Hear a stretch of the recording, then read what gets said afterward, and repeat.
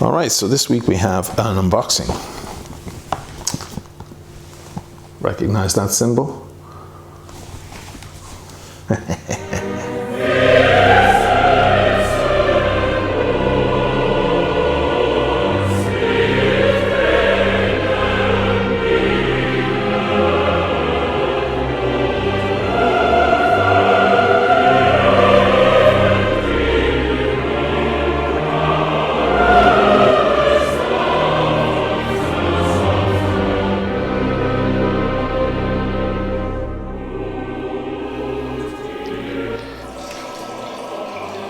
The moment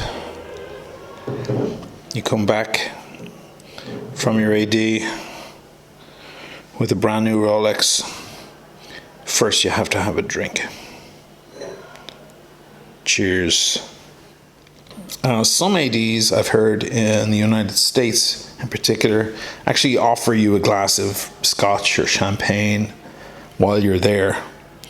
I still don't know if that's to just celebrate the moment and be manly and all of that, or if it's actually to calm you down while you're going ahead and spending a ridiculous amount of money on something you really don't need.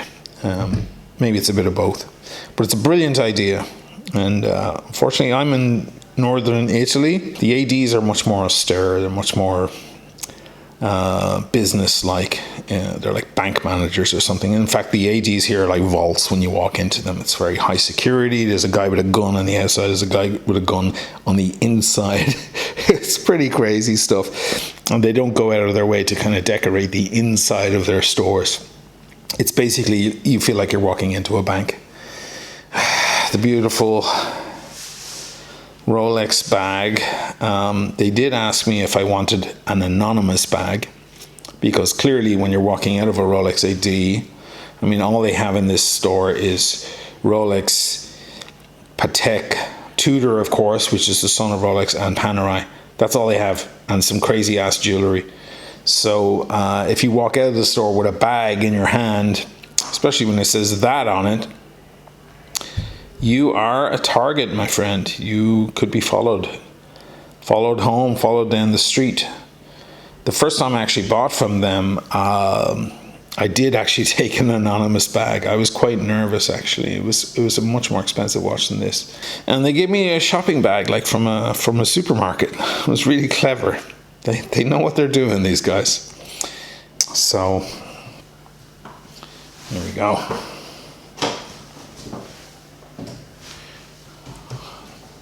Now, as anyone knows who's ever bought an Omega Speedmaster, you can get some serious, beautiful boxing, or a Patek Philippe. There's a lot of beautiful boxing out there. Seiko is awful boxing. Breitling is awful, ugly boxing. Omega boxes are absolutely stunning. They're not even just the huge NASA one, which I did a different video on, the Speedmaster one, but even just the regular ones with the wooden box. They're super beautiful presentation. Rolex, as usual, don't give a flying what anybody else thinks, and they do it their own way. And it's for such a crazy expensive watch, could be more than this, but anyway, we don't complain because it's Rolex, right? They get to do whatever they want. So off she comes. And I actually love this flap. This is the famous flap that comes down. I actually love it because it means that you don't have to turn the box upside down to take everything out. I can only imagine how many people open a Seiko and have to do that, and the whole bloody thing falls out all over the place, including the watch. Which means it could fall on the floor and scratch, and even before you put the damn thing on, you've already damaged it. Cut a little flap and you've solved all the stuff. See, Rolex, look at all these details. This little, I won't call it bubble wrap. It's extremely light kind of wrapping, soft padding.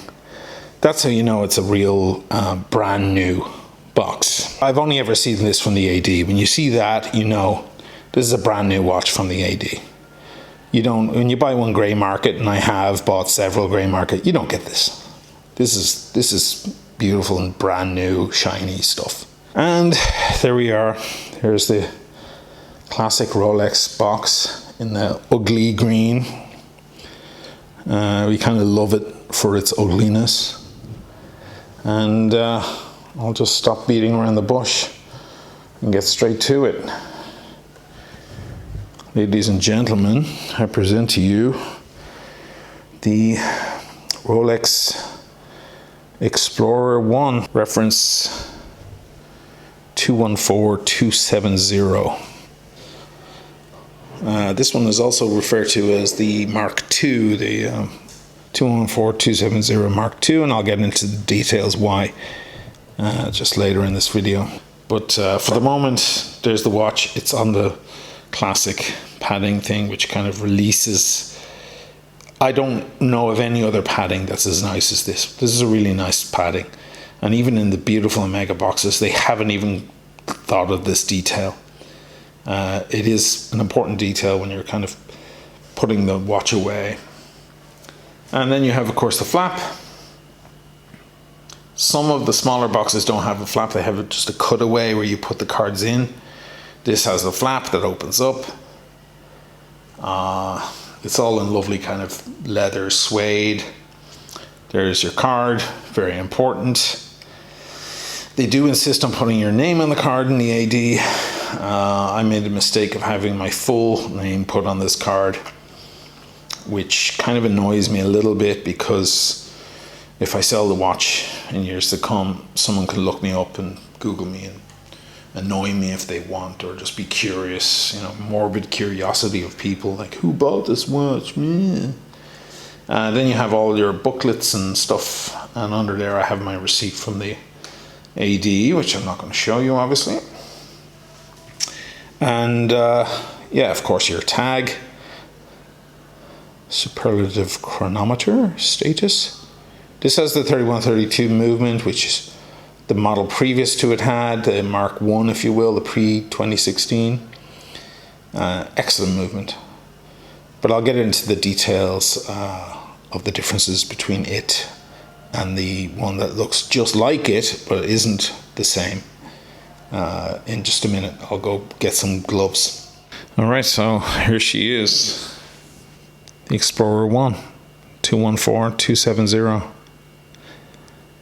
I'm wearing jeweler's gloves, not because I'm a jeweler or some shit like that. No, it's just because when I make these videos, if I do it without gloves, it tends to smudge the hell out of the watch, and the camera really picks it up. It's really annoying. Anyway, here she is. This is 39 millimeters. The original, the older ones were 36 millimeters. But as you know, watches got bigger as people got bigger. There was a certain class and style back in the 60s and 70s and before that, when watches were much smaller. Men's wristwatches were much smaller, and women's watches were truly microscopic. But everything's gotten bigger, and I see women walking around with 40 millimeter Submariners on all the time, and even bigger. And men want big watches. Now, this isn't a big watch. You put a Panerai next to it, be way bigger. Some guys love these huge things that hang off their wrist. I'm not into that crap. I love this kind of stuff. Elegance, style. This is class. This is a watch for a guy who doesn't have anything to prove. It's silent, it's sleek, it's elegant, and it's powerful. I just love it. I have a prove yourself kind of watch on. This is the GMT. Yes, for all you aficionados, this is the recently discontinued one. But just to show you kind of the size differences going on here. This is 39 and the GMT is 40 millimeters. But in a way, this looks bigger because the dial is larger. The bezel is occupying a couple of millimeters of that size on the GMT, whereas the bezel on the Explorer is subtle. So it kind of leaves a lot of room for detail on the dial. And look at those numerals. They're just stunning. Now, what are the differences? Why did I mention Mark II earlier? Mark II is a name that Rolex don't use. It's a name that the fans have put on this one, because there was a model between 2011, I believe, and 2016 that looks just like this. And it has the same movement, the 3132 inside, but there's some subtle differences. One is that the hands on that model are a little shorter. In fact, they look like the hands from the previous 14270, I believe it was, or the 4270, which was 36 millimeters. They only changed it to 39 back in 2012 or 2011, I believe. But they kept the same hands, and the hands just look way too short on that model. I think people complained, and people were like, what the hell, you just took the hands from the old one, you put it on this. They looked way too short. So in 2016 they updated and they brought out this one, which looks identical in every way, but the hands are longer, and it really adds to the elegance of it, I believe. The minute hand, nice and long, it just all works better. So some people refer to the previous one, the one for those 5 years before this one, as, you know, the ugly duckling of the bunch. If you get one of the old ones that's 36 mil, then great, that's got its vintage value, and you know, some people prefer 36 mil, they have the right wrist for it. But then there was that period of those, and you'll find those online for $5,000, 5,500, something like that, maybe 6. This one is the updated, the better one. List price is 6, but you'll have difficulty finding it at list. You know, from an AD. I have a relationship with my AD. It's a different kind of thing. You know, they call me when pieces come in and stuff like that. But in most cases, people can't get their hands on one of these, even if they see one in a shop window and walk in randomly. Unless they charm the pants off the salesperson, they're probably going to be told it's already sold. It's just in the window for display purposes. They tend to keep the Steel Sports kind of for their preferred customers. The other difference with this as well is that the 3, 6, and 9 actually have lume on them. Now, it's not Luminova or Super Luminova. It's the new Rolex lume called Chromolite, which kind of glows a blue instead of a green, which the Luminova, we all know, glows green. This actually glows blue. I'll just put up some shots of it now, and it's quite impressive, and it really adds to the look. So if you find yourself in a kind of a dim restaurant or whatever, and you look down at your watch and it has this kind of blue glow off it, it's going to be impressive. It's really kind of a stunning thing. So these have the Chromolite on them, so the whole dial lights up, and it's just spectacular. Whereas the previous models only have the lume on the indices, they don't have it on the 369. So it's yet another reason why this is the one to have. And believe you me, guys, this is the one to have. Let's go to the clasp. As we know, the new clasps, the newer Rolex clasps, are quite different. They're bulkier, they're stronger. Their bracelets are stronger. And this is no exception. The clasp is beautiful. It looks like a Submariner or GMT clasp. It looks more like a GMT clasp. It doesn't have the Submariner clasp is like much longer because it has a glide lock system for quick release and, you know, adjusting the length of it. Whereas the GMT, like the one I have on my left wrist right now, and this, they have a little bit of release. They have a little, I don't know if I can get it in the shot here, but you can add or subtract like 5 millimeters. See there? I just released that. I'm able to fold that over. Let me get it in focus. I'm able to fold that over and click it in like that, and it just tightens up the bracelet just by that little bit that you might need when you're dehydrated or when you're cold or, you know, first thing in the morning. Whereas if you're running around the city and it's warm and humid and you find that your watch is getting a little bit tight, you can just release that, and it's just a few I think it's 5 millimeters of release, and it just gives you that little breath, a little bit of elbow room. Back of the watch, like all Rolex, is very uneventful. Nothing really to see.